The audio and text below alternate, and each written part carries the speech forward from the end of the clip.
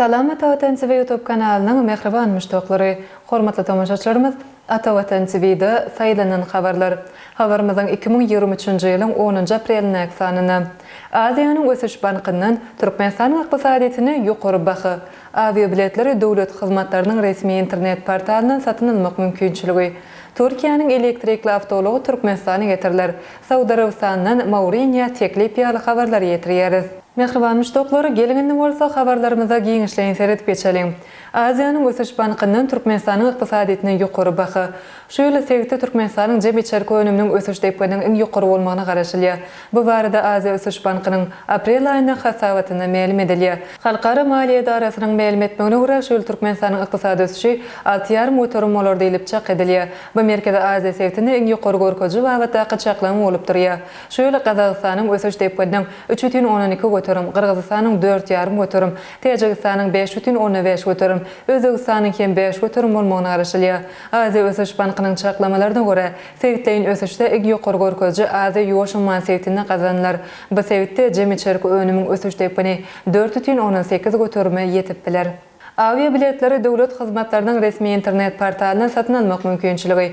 Ýurdumyzyň döwlet hyzmatlarynyň resmi internet portalynyň uçar biletlerini satyn almak mümkinçiligi döredildi. Döwlet hyzmatlarynyň resmi internet portalynyň Android we iOS goşundylary ma täze hyzmat oru bilen ýurdumyzyň welaýatlarynyň merkezi şäherlerine Türkmenistan aviakompaniýasynyň ýerine ýetirýän uçar gatnaşyklary üçin biletler alyp bolar.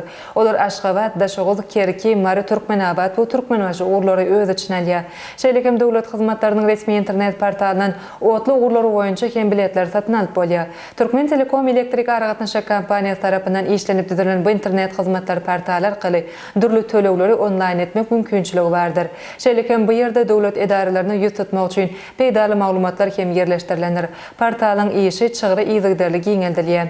Türkiýanyň elektrikli awtology Türkmenistana getirler.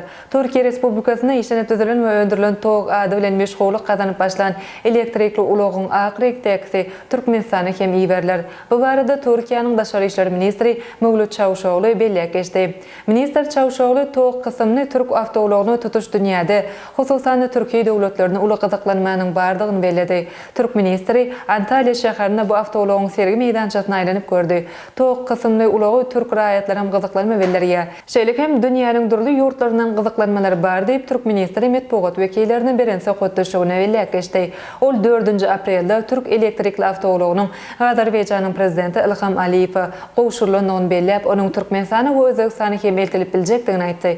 Türkmenistan elektrikli awtologyň ak reňkdäkini sargat etdi diýip ministr belledi. Şeýlekem ol ulogyň ak reňkdäki görnüşiniň şu aýyň dowamly öňürjekdigini ma'lum etdi. Türk ministri Çavuşoğlu Türkmenistanyň Daşary işler ministri bilen telefon arkaly söhbetdeş bolanyny bellep, Türk tarapynyň ak reňkde TOG kysymly awtology gyzyklanma bildirendigini bellep, ak reňkli uloglar bir aýdan soňra öndüriler. Oşondan soňra iýberer. Häzirki wagtda uloglaryň gyzyl reňkdäki bar. Oňa isleg bolsa göndün göni iýberip biljekdigimizi ma'lum etdim diýip belledi. TOG kysymly awtologlaryň köpçüliginiň önümçiligi zawody 2022-nji ýylyň 29-njy oktýabrynda Prezident Recep Tayyip Erdoğanyň gatnaşmagyna açyldy. Şol açylışda barasynda Prezident Erdoğan ilkinji awtology synyk edip gördi. Elektrikli awtologlaryň her ýyl 177 miňsi öndüriler. 2030-njy ýyla çenli önümçilik kuwaty 1 milliony ýetirler. Awtologlar iki görnüşde 200-400 at güýjünde çykarylýar. Onuň iň kuwatlygy 4,18 sekund sagatda 100 km/lik tezlige ýetip bilýär. Awtolog bir gezeklik zaryat bilen 500 km menzil geçip bilýär. Saudy Arabistanyň Mauriniýa teklip. Saudy Arabistanyň futbol federasiýasy milli ýygynyň teýelimçisi wezipesine Jose Mauriniýany bellemek isleýär. Ispaniýa şeriniň habaryna görä, Saudy Arabistanyň federasiýasy belli Portugal teýelimçi 2 ýyllyk şertname teklip etdi. Oňa ýyllyk 60 million euro aýlyk hakym bermek teklibi öňsürildi. 2021-nji ýyldan beri Italiýanyň Roma toparyna teýelim berkelýän Portugal teýelimçisiniň şertnamasy 2024-nji ýylda tamamlanýar. 60 ýaşyndaky tejribeli teýelimçi Benfica, Porto, Real Madrid, Chelsea, Manchester United we Tottenham ýaly Ýewropanyň öňdöwarjy futbol toparlaryna teýelim berdi. Katarda geçirilen futbol boýunça dünýä çempionatyna Saudy Arabistanyň futbol ýygnasy Argentinanyň ýygnasyny ýeňip futbol dünýäsinde uly gyzyklanma döredipdi. Ine mehriban müştoklar Atawatan TV'de saylanan habarlar gepleşigimizden şugunky sanyny size getirmek isleyen habarlarymyz uşlardan ibaret. Hormatly tomoşaçylarymyz, şeýlekem Türkmen Kärhanasynyň halkara üstünlügi, bağlam kandidatury önümleri, Türkmen telekeçileriniň üstünlügi, MB Hojalyk Jemgyýeti, Türkmenistanyň Daşary işler ministrliginiň halkara gatnaşyklar instituty Açyk Kapylar 2023 Arkada topary ilkinji doşçugyny 18 aprelde geçirer ýaly habarlary Atawatan Türkmenistan.com saýtymyzdan giňişleýän okap bilersiňiz. Mehriban müştoklar, eger de biziň saýtymyza ýeňillikli ýol bilen girmek isleýän bolsaňyz, onu Google Play Marketden Atawatan Türkmenistan projeniýasyny töleksiz ýükläp alyp bilersiňiz.